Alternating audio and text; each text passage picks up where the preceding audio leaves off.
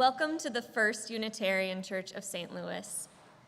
My name is Bethany Miscannon, she, her, hers, and I am today's worship assistant. In September, we started something new. In recognition that business items are not worship, announcements will now be made before 10 a.m. We are glad you could join us this Sunday, either in person or online. If you are a visitor or newcomer, I'd like to extend a special welcome. And if you are new to our congregation, be sure to fill out a newcomer form found in the live stream description or in the lobby of the church. After service, please join us downstairs in Fellowship Hall for coffee and donuts. We also welcome families with children. Families with children are invited to connect with the Religious Education Committee after the service for more information about our RE program. If you are attending online, you can connect with each other in the chat. And don't forget that the link for virtual coffee hour can be found in your weekly e-news. There are several important announcements this morning. Our UU the Vote postcard campaign continues this Sunday. Participate by addressing cards in Fellowship Hall after services or take some home. With a new church season upon us, we are in need of people to help with Sunday morning ushering. This is a great way to meet fellow members of the church and helps to create a welcoming atmosphere for our worship services. Please consider being a part of the usher team. Contact Lynn Hunt at lhunt@firstUUstlouis.org or sign up in Fellowship Hall. Lastly, 2 announcements just for children and youth. You will start in the church service today and then proceed to classes after the story. The story is My Shadow is Purple. Also, save the date for an RE family gathering on October 18th in Fellowship Hall. Meet Michelle Grove, our new Interim Director of Religious Education. Now, please center yourself in preparation for worship.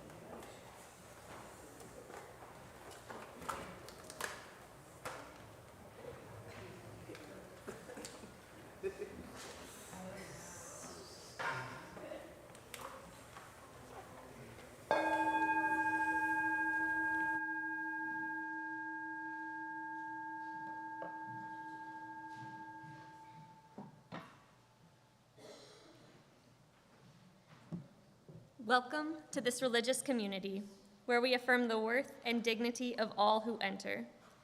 We gather in community, understanding we are all sacred beings, diverse in culture, experience, identity, and theology. Our values invite us to a shared journey of truth and meaning-making. Together, we foster a spirit of gratitude and generosity so that all may feel welcome and all can thrive. We are glad you are with us this morning. This morning, the prelude is Children Will Listen from Into the Woods by Stephen Sondheim, performed by Pamela Geppert on vocals and Cheryl Foster on piano.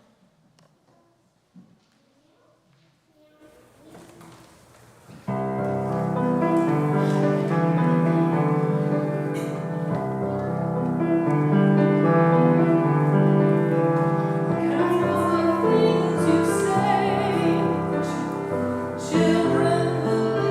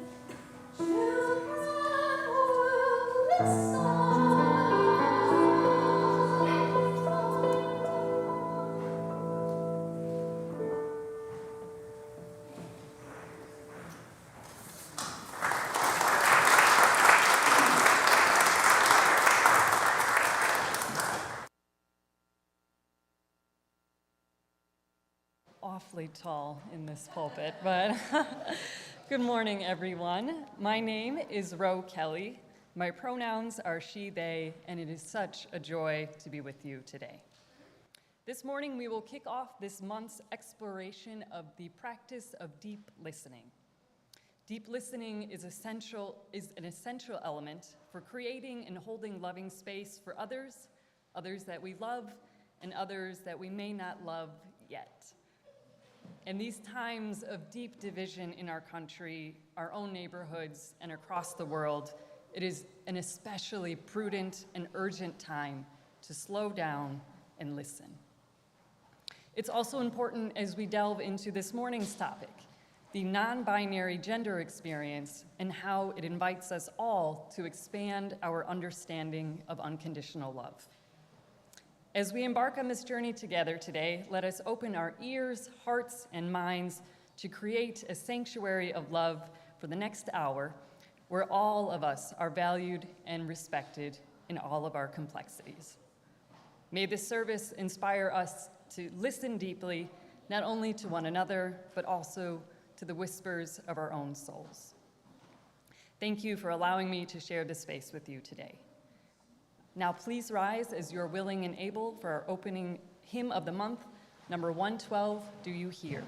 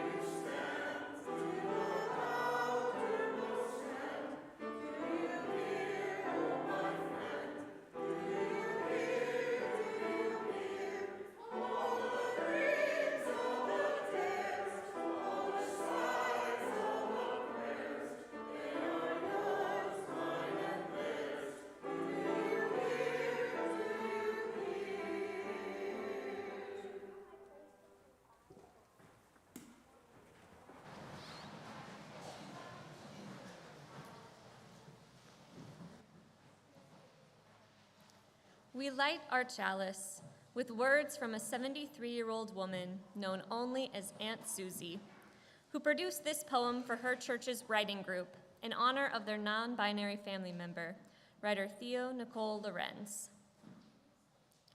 This person I know wants to be called they. It could bring us much closer to see them that way. It's a strange thing to think and harder to say, but they are so happy when the effort is made. For all of the theys and the thems, it is this that I pray. We be kind and accepting, and just let them be they.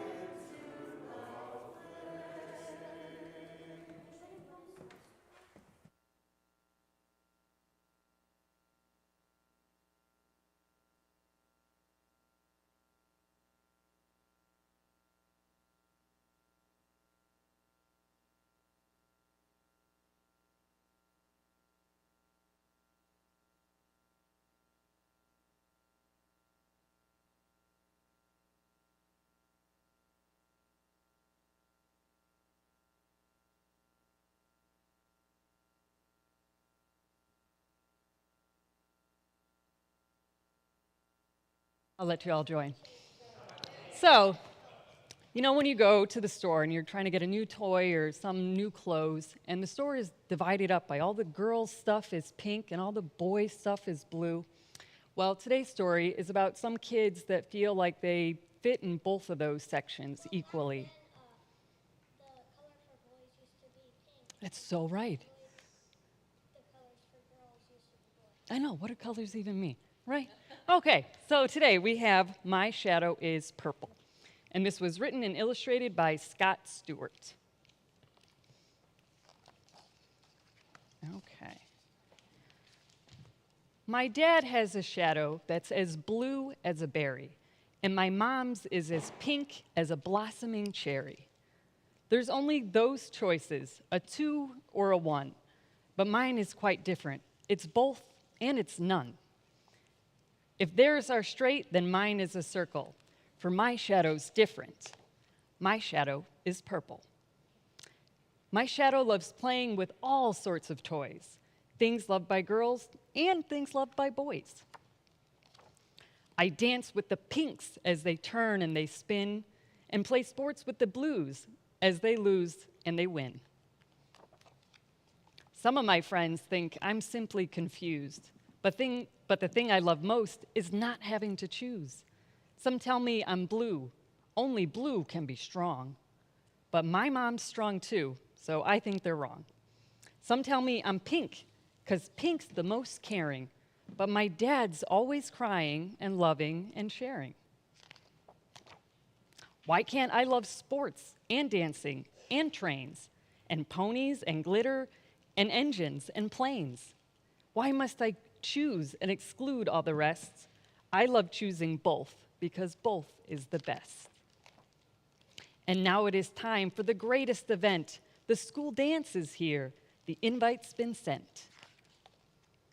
I'm ready to rock, and I'm feeling cute. My mom made my skirt, and my dad made my suit. I bounce through the door and gasp as I enter. The room split in two, right down the center. Blue shadows go left, right, pink shadows go right. Once we're split up, we'll kickstart this night. Everyone laughs as they head to their zones, and right in the middle, I'm left all alone. I look to the left where the shadows are blue. They wave me over, saying, "You are blue too." Then I look to the right, and I struggle to think. They call me over. "Come on, you are pink."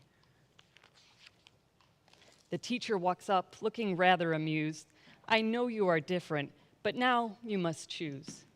My heart starts racing, and tears fill my eyes. I know I must choose, but I don't understand why. The room has gone quiet, and everyone's looking. My cheeks are so red, they feel like they're cooking. If I cannot be purple, then I cannot stay. I'll leave and go home, I quietly say. I slowly start walking. My legs are like jello. A voice breaks the silence. My shadow is yellow. My eyes open wide. My shadow, it gawks. A child walks to the middle, looks up, and talks. There's more than 2 colors our shadows can be. I was too scared before, but blue is not me. I know from outside blue fits like a glove, but my shadow's yellow, which makes me feel like love. They turn with a smile and take hold of my hand. Who wants to join us? There's room here to stand. At first, no one moves. Then a hand's in the air. My shadow's as brown as a big grizzly bear. My shadow is red. Mine's silver. Mine's green. Mine's violet. Mine's orange. Mine's aquamarine. They all rush to join us, whatever their color. Blue, pink, and purple, and shadows called other. I look at each shadow. No 2 are the same. On each happy face, there's no trace of shame. Each different and special and fully unique. No color's stronger, no color's weak. The teacher comes over, and we're joined as one. Whatever your color, start dancing. Have fun. All right, that's our story. Thanks, friends.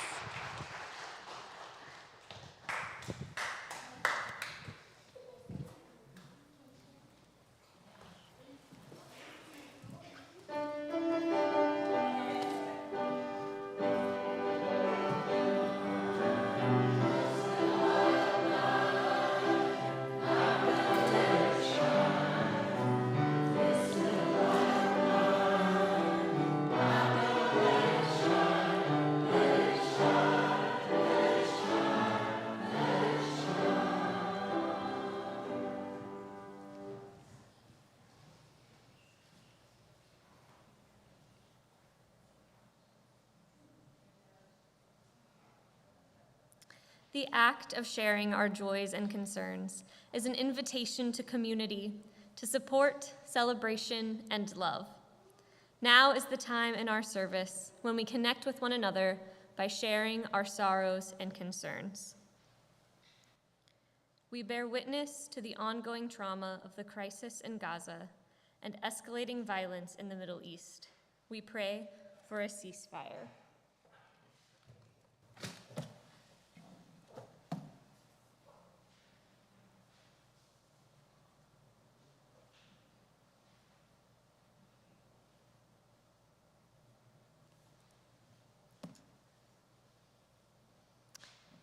We hold these concerns, named and unnamed, with tenderness and compassion.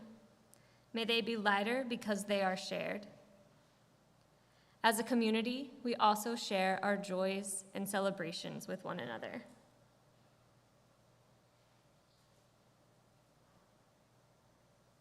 We lift up the unnamed joys with gladness and celebration.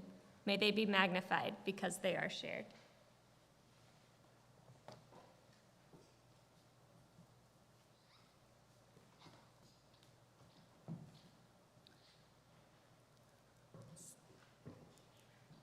With many joys and concerns remaining unspoken in our hearts and minds, please join me in the spirit of prayer and mindful attention with words from an excerpt from the Beatitudes by Sam Allen, a non-binary student at the Star King School for the Ministry. Blessed are the gender outlaws, those born with violence on the horizon, and those who narrowly, purposefully avoid it through restricted movements and lost opportunities. Blessed are those who are murdered, those who are killed, those who are so abused that they leave this world far too early. For you have lived your truth boldly, and your life and memory are your testament, however brief and brilliant you lived on this earth. Blessed are the ones who are themselves, despite danger. The price you pay for authenticity is dwarfed by the confidence of your honesty. Blessed are the flawed, meaning blessed are all of us, who make mistakes, try faithfully to correct our missteps, and to be persons of integrity in this challenging world. Blessed are the allies, the understanding, those who find the best in us and in others, for you will be embraced by the many who will love you, and for you are beloved by all of us. Blessed are the family who change to do their best to understand, who keep perspective but widen it to include others who have surprised you. Your love is your song, and you are fully loved in turn. Blessed are the strivers, the wanters, the creatives, and all of us who just try to be good people in our communities and our relationships. We shall build the land that we are now working on. Blessed are all, for all strive, all work, and all want of something. Blessed, blessed, blessed are all of us, for all that we call holy loves us back. May we live in love and share it with all among and beyond us.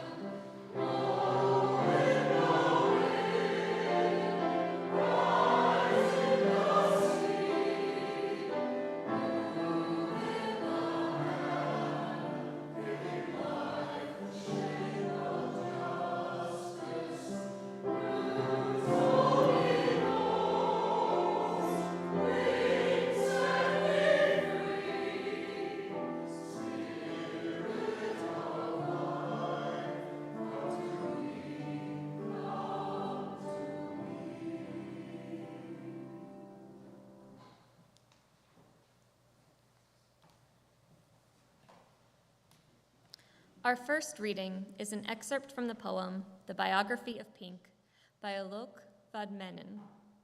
Eliot Chapel is an Indian-American poet, comedian, public speaker, and actor. Alok was born it's a boy human, but is gender non-conforming and trans-feminine and uses the singular they-them pronoun. The biography of pink. How do you write the biography of a color?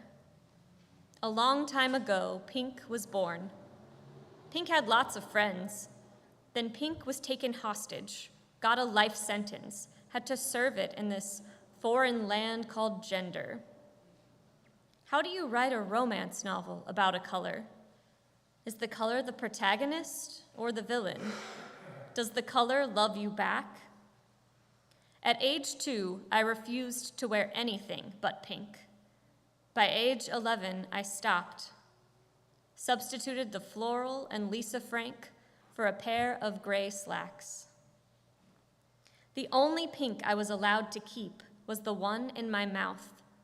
So I used it so much, at some point it became a photo studio, full of negatives I'm still trying to process. Every time I speak about it, a couple of old Polaroids come out, of a boy wearing pink, a girl wearing blue, a body before the storm. Puberty or a natural disaster? It's not that I wanted to be a girl. I wanted to be pink. It's not that I wanted to be fragile. I wanted permission to be fragile. It's not that I wanted to be weak. I wanted to be offered help. At my funeral, make sure they dress me in a pink birthday dress, frilly and superfluous. Lower me down. Watch me come to life.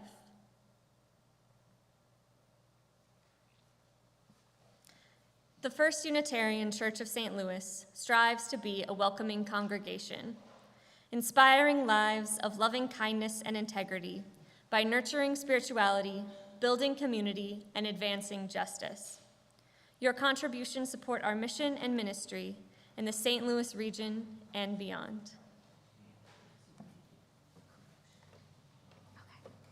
I think it's in this one. 1 second.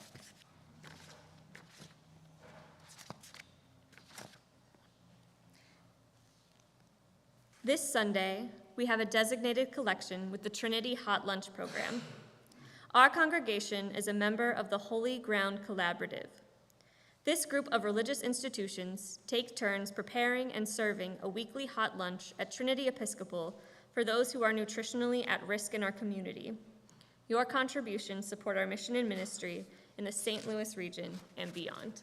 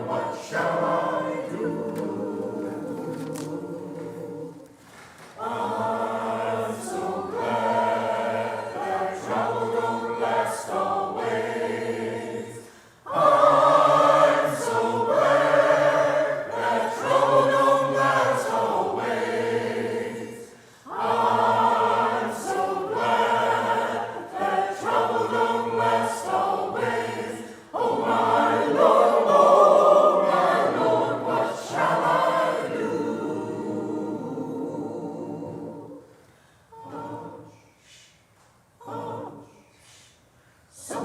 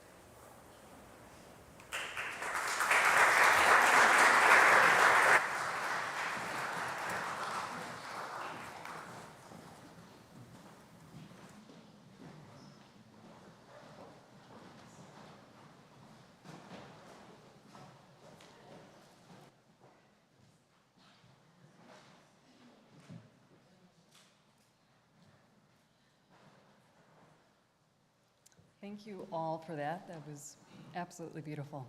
I would like to express my personal gratitude for the hospitality of you all for having me here today to speak on some of my personal truth. A special heartfelt thank you goes out to Reverend Kim, to Pam and Bethany, Joel, Mo, the musicians, Lynn, everyone who helped me put this service together in such a short amount of time. And may we all express gratitude for our gender rebel ancestors, activists, poets, and artists who paved the way for the possibility of joyful, authentic living in so many queer lives today. May we express gratitude also for our contemporaries who are fighting to end violence, discrimination, and genocide in our world, and for deep listening. May we utilize this sacred practice to help lift the veil between our souls and the souls of our fellow human beings so that we may move closer to a world without separation. Thank you all for listening.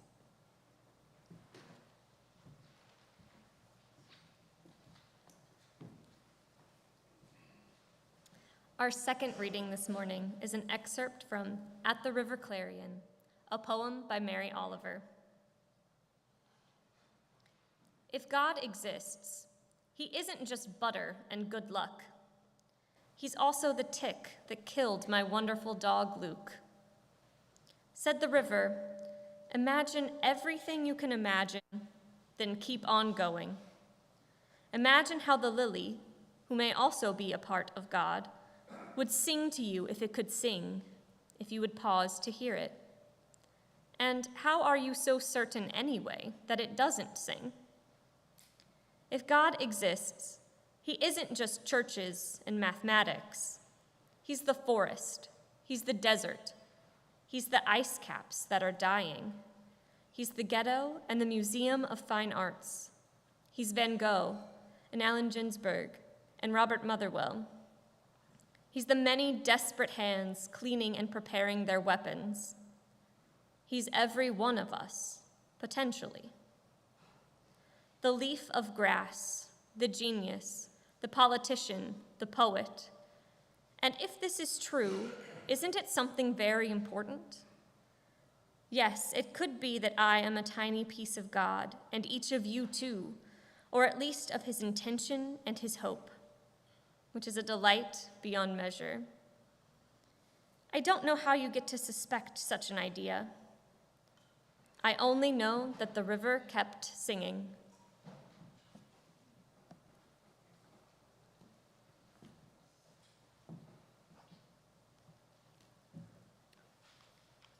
Good morning again, and welcome to this space, ladies, gentlemen, and those who have yet to make up your mind. My name is Ro Kelly. I am a member of the Eliot Unitarian Chapel in Kirkwood, and I participated in a So You Think You Can Preach seminar that our Reverend gave. And that was earlier this year, and some wonderful folks from First U participated as well. So this is kind of our student exchange experiment that you all are getting to see live and raw. So while I did share some of these stories with Eliot Chapel, today's message has been tailored to fit the month of October and y'all's lovely congregation. So today we are taking our first deep dive into the month of deep listening. I invite you all to open your hearts and your minds this morning, to get ready to embrace opposites, lean into contradictions, and loosen your hold on just one way of being in the world. For those of you who may not know, this Friday is National Coming Out Day. It's a time to celebrate the accomplishments and lives of those of us who dance to the beat of a different drummer. Gays and lesbians, bisexuals, pansexuals, queer folks, trans folks, and all those with minority sexual orientations, gender identities, and gender expressions. It is a time to listen to the voices of those who have come out of the closet and to celebrate diversity, fluidity, and above all, love. Today, like every Sunday when Unitarian Universalists gather in worship, our liturgist welcomed each of you in the wholeness of who you are. So this morning, I am speaking from the wholeness of my authentic self, which includes my sexual orientation and gender identity. I am a queer, non-binary woman who typically uses she and they pronouns, but welcomes all pronouns. I am feminine, I am masculine, I am neither, I am both, I am non-binary. As the poet Walt Whitman said in his poem, Song of Myself, do I contradict myself? Very well then, I contradict myself. I contain multitudes. With the spirit of Coming Out Day in the air, today is also a fitting time to uplift the lesson from one of the lesser talked about members of the LGBT community, the ones that don't always get discussed at the dinner table, the ones that are just hard to get sometimes, the purple-haired stepchildren of the family. That's our non-binary siblings. While the world outside these walls may be obsessed with binaries and dichotomies, rigid with either or thinking like us or them, right or wrong, good or bad, black or white, I invite you this morning to put down your scalpels, your boxes, your categories, and yes, maybe even your guards. I welcome you to let go of the black and white and to let your mind swim freely in the rich, spacious abyss of gray. Or as today's story for all ages suggests, the rich, spacious abyss of purple, of green, of yellow, of the rainbow of possibilities, because we all contain contradictions, paradoxes, and multitudes. A little lexicon lesson first. Non-binary. Let's break that down. A binary is any system that divides things into two opposite fixed categories that never overlap. Say 1 or 0, yes or no, good or bad. So non-binary, therefore, is the idea of allowing things to fall on a spectrum between two categories. There is no hard or rule. Things that are non-binary can move freely from one pole to the other or be simultaneously on multiple points at once. They can even rupture the spectrum completely and exist outside of the system entirely.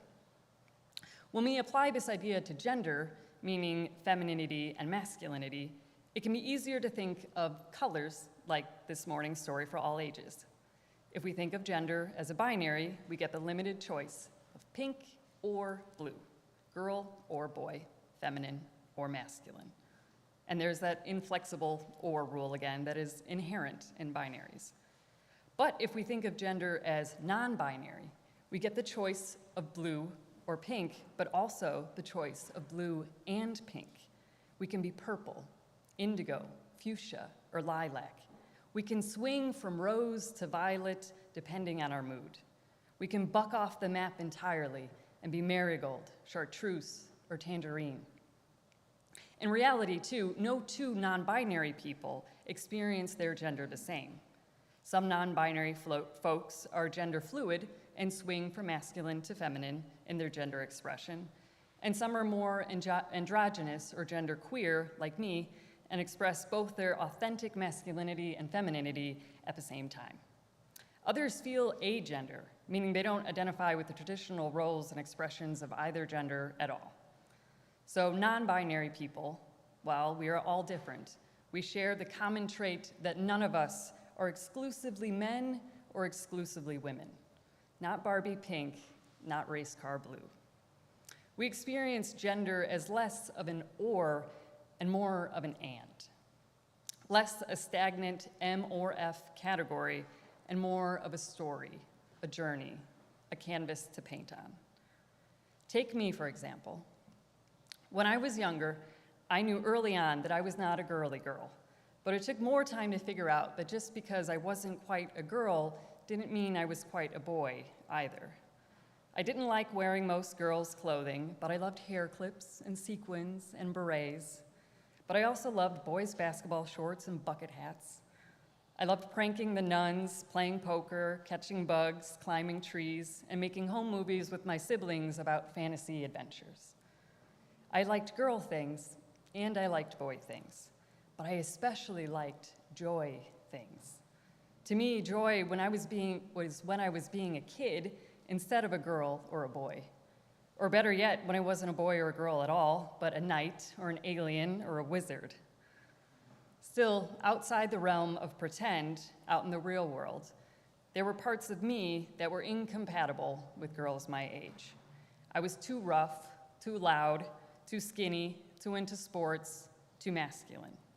There were parts of me that were not allowed because my joy playing on the slip and slide of gender was too much. My freedom was too much.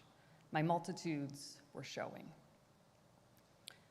After years of playing with clothing, gender roles, pronouns, and even names, I came out as non-binary officially in 2019 when I had my name legally changed from Mara to Rowan. After 28 years of hiding and shoving down my puckish paradoxes, I found a well of homegrown holy water inside myself, and I took myself to the courthouse and anointed myself Ro. And at the same time, I anointed my multitudes lovable. Now, when a barista calls out my name in a crowded coffee shop, I feel proud about the sound of my non-binary name in the air. When I wear lipstick and combat boots out in public, I feel elated that I don't have to leave half of myself at home. When a child asks me, "Are you a girl or a boy with earrings?" I feel delighted to be the grown-up example I wish I had of someone breaking the gender rules. And when a lover calls me beautiful and handsome, I feel more bliss than I should probably talk about in a church. So today, in 2024, if you asked me what my pronouns are, I'd give a complicated yet joyfully true reply. It depends on the time of day and the weather, and mostly it depends on what activity I'm doing when you catch me with that question. Like water that can take the form of liquid, ice, and steam, I too am fluid. If I'm applying my makeup, my pronouns are she, her. If I'm sweaty after a rough workout, I feel like a he, him. If I'm crying, definitely a she, they. When I'm volunteering, they, them. If I'm hungry, mayhem. And like most people, when I'm laughing, I feel like my pronouns are he, ha, ha. My gender is pink and blue and purple and green and gold and invisible. It is anything but static, anything but fixed. It is an emergence, an experience, an exciting unfolding story. But all of that is hard to fit on a driver's license or an urgent care intake form.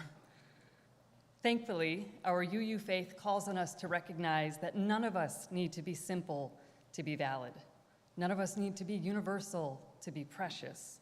We don't need to be consistent to be worthy, and we don't need to be either or to be loved. Our values teach us that regardless of our gender identity, we can all make space for yes and, for the fluid, complex stories of our fellow human beings. In Mary Oliver's poem that we read this morning, we were reminded that God, or the divine, or love, appears not just in butter and good luck, but in ticks, in stones, in churches, in math, in poets and politicians, in every form, even the most unexpected. It is not true that the sacred is here, but not there. It's not true that this piece of the forest is loved, but this one is not. And it is not true that my femininity is divine, but my masculinity is not. Love encompasses everything the light and the dark touches. So too, as Unitarian Universalists, are we asked to embrace the inherent worth and dignity of every person, to embrace the intricacies, inconsistencies, and messy multitudes inside one another and even inside ourselves. I invite you to close your eyes now and think of two opposites, and think of those two opposites as colors. Easy enough, let's say pink and blue. Now hold each in your mind separately for a moment. But now think of a person or a situation that could be those two things at once. Let the pink and the blue flow, blend, shift. Let them become purple. For example, if you thought happy or sad, you might imagine a loved one passing away from a painful disease. Would you not be happy for their physical relief, but sad for the loss of your loved one? Or if you thought tall or short, easy enough. But maybe you can think of a small dog who is much shorter than a giraffe and towers over an ant. If you imagined weak or strong, perhaps you can picture an exhausted new mom feeding her infant in the middle of the night, weak and strong. And if you pictured good or bad, I welcome you to imagine great friends, brothers, and fathers locked in prison for selling drugs. We all contain contradictions, paradoxes, and complexities. We all can be two things at once. We can all slide between two things. We can all encompass the whole scale at once. All human beings are multifaceted creatures, too complicated and wily and magnificent to be locked in binary boxes. Therefore, moving away from the binary either-or thinking is not just a gender philosophical concept, it's a spiritual responsibility that challenges us as Unitarian Universalists to dismantle all the systems of oppression, big and small, that seek to divide us as a people and to split ourselves into lovable and unlovable pieces. Thankfully, the wondrous word "and" can help us navigate this responsibility. If "or" is a knife, then "and" is a sewing needle. If "or" is a border, then "and" is a bridge. If or is a Scantron test, then and is a canvas with a rainbow of colors to paint with. And is spacious, generous, it's inclusive and compassionate, and is willing to wait for insight and more information. And is patient, and is kind, it does not envy, it does not boast. And I guess some of you know where I'm going with this. I believe that non-binary and thinking is tied up in a deeply Unitarian Universalist concept, love. And rejoices with the truth in each of us, even the paradoxical and conflicting truths. If we take this lesson of love from our non-binary siblings and apply a non-binary perspective or a lens of love to our world, we can challenge systems of belief that demand division, essentialist categories, and fear-fueled us versus them thinking. A non-binary love lens honors the fluid, the expansive, and the multitudes in all of us. So this week, if you come across something that doesn't quite fit a current binary in your conditioned thinking, it's okay to take a breath and make another room in the home of your mind to grow and explore the purple of it all. This week, remember that it is loving to pause and let the colors of both sides pour in and show you the full picture, to let your love expand beyond borders and limits. You can lean into the loving and when you hear the bully voices of perfectionism in your own head that may try to shove you into claustrophobic either-or categories. You can introduce yourself to a stranger and normalize honoring the complexities in each of us by saying, "My name is Jane, and I use she, her pronouns. What are your pronouns?" Or you can join in a coming out day celebration and listen deeply to the voices of LGBTQIA plus people and their coming out journeys. No matter where this week takes you, I hope you make room for and, for ice and steam, for blue and pink, for multitudes, and for love. Thank you.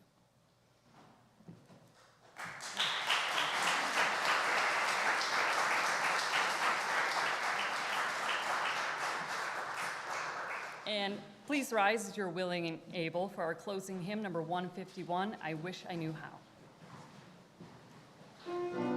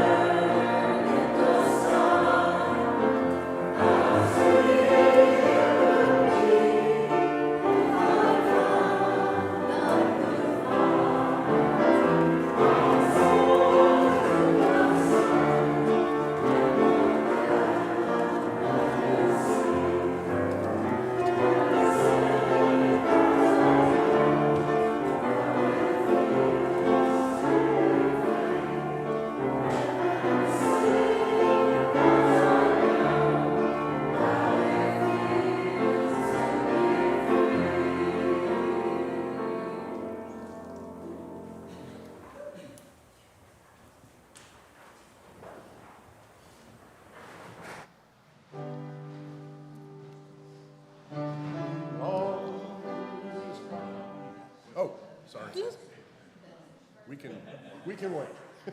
Thanks, y'all. We were hoping you'd sing the benediction. Oh, jeez. Well, thank you all for taking time to explore the expansive possibilities of loving both between and beyond binaries. Thank you for listening deeply to some ideas that may challenge you, and thank you for inviting me and yourselves to be here in the fullness of who we are. Love to you all. Amen. Amen. Blessed be, and go in peace. Now belong by the Unitarian Choir. Thank you.